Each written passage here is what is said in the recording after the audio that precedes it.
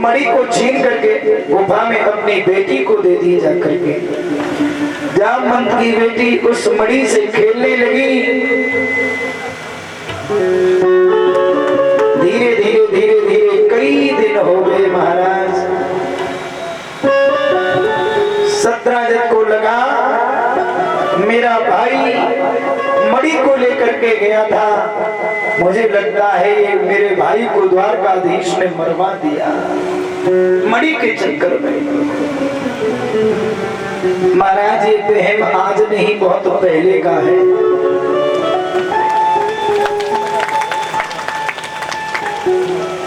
ध्यान देना निवेदन है श्रोताओं से 2 मिनट के लिए। सत्राजित को ऐसा वहम हो गया, ऐसा वहम हो गया कि द्वारकाधीश ने मणि को छीन लिया और मेरे भाई को मरवा दिया। सत्राजित ने ये बात अपनी पत्नी को बताई और कहा देखो किसी से कहना नहीं, यहाँ के राजा द्वारकाधीश कृष्ण हैं, अगर उन्हें पता चल गया तो वो हमें राज्य से निकाल देंगे, मेरा दाना पानी बंद कर देंगे। महाराज सत्राजित की पत्नी ने कहा मुझे कि आप मेरे पति और अपने घर की बात कोई बाहर कहता है क्या? मैं क्यों कहूंगी? सत्राजित तो महाराज कह के बाहर भी नहीं निकल पाया। सत्राजित की पत्नी को चैन नहीं पड़ा। अपनी पड़ोसन से कहा, पड़ोसन ने महाराज तीसरी से कहा, तीसरी ने चौथी से कहा, चौथी ने पांचवी से कहा।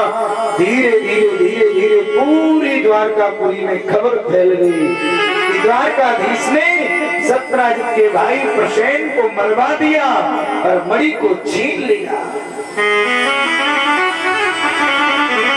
एक बात बताऊं, कोई भागवत कथा हो, बुरा मत मानना, भागवत कथा हो और गांव में कोई काम हो, शुभ काम हो तो प्रचार करने की जरूरत नहीं। एक माता से कह दो वो अपने आप पूरे गांव में प्रचार कर देगी। पता क्योंकि माताओं के पेट में कोई बात ठहरती नहीं है। माताओं बुरा मत मानना, ये मैं नहीं कह रहा हूं, शास्त्र में स्पष्ट इसका वर्णन दिया गया है। जिस समय महाराज कर्ण मारा गया, मैया कुंती रोदन कर रही है, मैया कुंती रो रही है। अर्जुन ने कहा अरे माँ आज मेरा शत्रु मारा गया, आज मेरा दुश्मन मारा गया और तुम रो रही हो, तुम्हें तो हंसना चाहिए, मेरा दुश्मन मारा गया।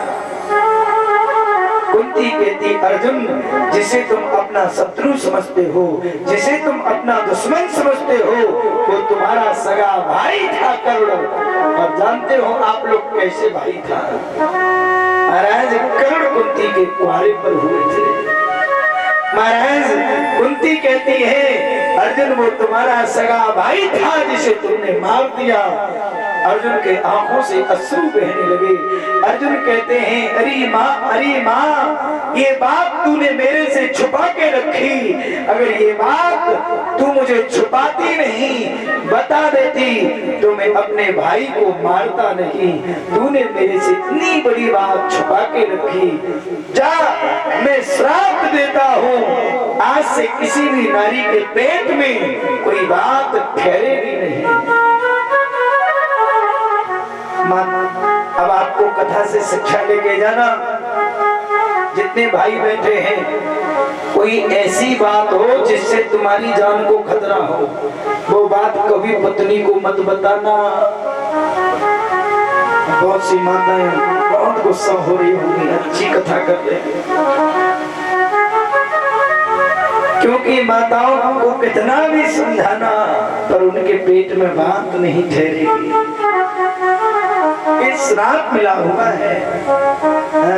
पर ध्यान रखना, प्लॉट खरीदो, जमीन खरीदो, मकान बनाओ, शादी संबंध शुभ कार्य अच्छे कार्य बिना पत्नी के पूछे कभी करना भी नहीं। हम वो बात बता रहे जिससे कहीं तुम्हें जान को खतरा हो और पता लगे कि ये बात महाराज कहीं फैल गई तो जान को आफत हो जाएगी।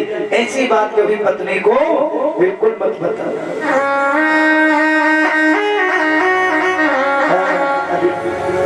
समझदार है सब। माताएं बड़ी चालाक होती हैं आजकल, उनके पूछने का तरीका भी अलग होता है। पति थोड़ा सा उदास हो, 100 उपाय करेगी, पैर दबाएगी और कहो बढ़िया खाना बनाए और 100 उपाय करके बात पूछी नहीं। माताओं में बड़ी तकलीफ होती है। महाराज ध्यान देना कथा पर। सुखदेव जी कहते राजा परीक्षित पूरी द्वारकापुरी में खबर फैल गई। अब तो द्वारकाधीश कृष्ण को लगा इतना बड़ा कलंक मेरे माथे पर लग गया। भगवान ने अपने गुरुदेव से पूछा, गुरुदेव ये मुझे झूठा कलंक क्यों लगा है? गुरुदेव ने बताया, हे कृष्ण तुमने चौथ का चंद्रमा देखा है इसलिए तुम्हें ये झूठा दोष लगा है। माताओं से निवेदन है, चौथ का चंद्रमा कभी नहीं देखना चाहिए। जो भी नर या नारी चौथ पे चंद्रमा को देखते हैं उन्हें झूठा दोष लगता है, कोई ना कोई कलंक लगता है। अब ध्यान देना, कौन सा चौथ का चंद्रमा? चौथ तो महाराज हमेशा आती है, हमेशा आती। कौन सा चौथ का चंद्रमा? जो आप लोग जानते होंगे, जो गणेश चतुर्थी मनाते हैं, वर्ष में एक बार आती है, साल में एक बार आती है। घर घर में गणेश चतुर्थी जो मनाते हैं उस समय महाराज वो चौथ का चंद्रमा नहीं देखना चाहिए, उससे झूठा दोष लगता है। निवेदन है श्रोताओं से, भाइयों से, कुछ हमारी राशि के अनुसार ऐसा हो जाता है, इसलिए शास्त्रों को पुराणों को हम सबको मानना चाहिए। बहुत से लोग हमसे कहते महाराज किसी ने भगवान देखा है क्या? कहाँ है भगवान? मैं कहता हूँ जो चीज है उसी का आभास होता और जो चीज नहीं होती उसका आभास भी नहीं होता। सच बताना, जितने श्रोता पंडाल में बैठे हमारे भाई पिता तुल्य बैठे, जो आप लोगों से मैं प्रश्न करता हूँ, वेदांत की बात कर रहा हूँ। महाराज कोई व्यक्ति अंधेरे में जाए और अंधेरे में रस्सी पड़ी हो तो व्यक्ति देख के घबरा जाता, क्या क्या भ्रम हो जाता? सर्प है, रज्जु यतः भव, यानी रस्सी में उसको सर्प की भ्रांति हो जाती है। अच्छा सच बताना, अगर सर्प नाम की इस दुनिया में चीज नहीं होती तो उसे सर्प नाम की इस संसार में कोई चीज नहीं होती तो उसे रस्सी में सर्प की भ्रांति होती नहीं होती।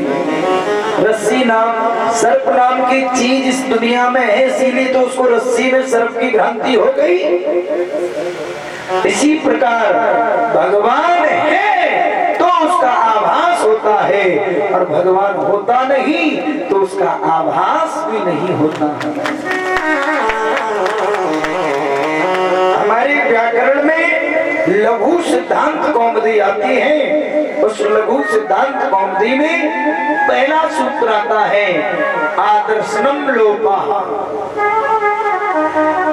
यानी कुछ वस्तुएं ऐसी होती हैं जिसका आभास तो होता है पर दिखाई नहीं देती है।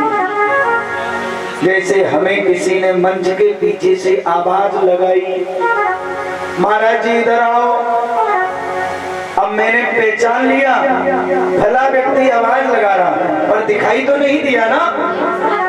अब हमने आभास कर लिया कि वो बुला रहा, मुझे क्या हो रहा है? आभास हो रहा है पीछे से कोई बुला रहा है, पर दिखाई नहीं देना है। ऐसे ही भगवान आदर्शनम लोका, भगवान आदर्श है पर दिखाई नहीं देता, पर उसका आभास होता है।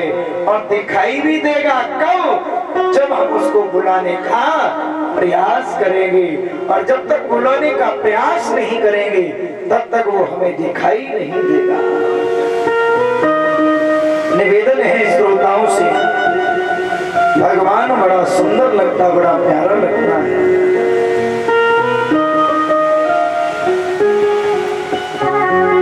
तेरी मंद मंद मुस्कनिया पे बलिहार प्यारे जो, बलिहार प्यारे जो।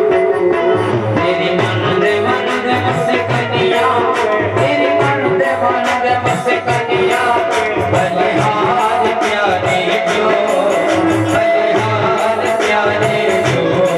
मंद मंद मुस्कनिया पे, तेरी मंद मंद मुस्कनिया पे बलिहार प्यारे जो, बलिहार प्यारे जो। बलिहार प्यारे जो, बलिहार प्यारे जो। गरीबे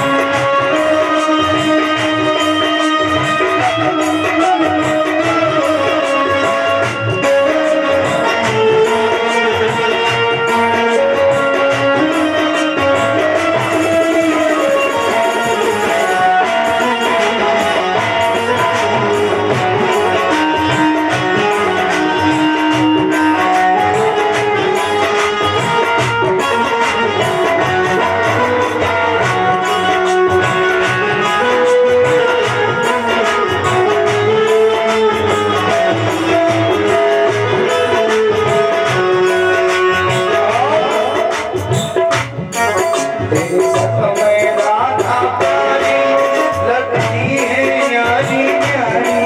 तेरे संग में राधा प्यारी लगती है न्यारी न्यारी। संग में राधा प्यारी लगती है न्यारी न्यारी। तेरे संग में राधा प्यारी लगती है न्यारी न्यारी। महाराज भगवान के साथ राधा रानी खड़ी है। तेरे संग में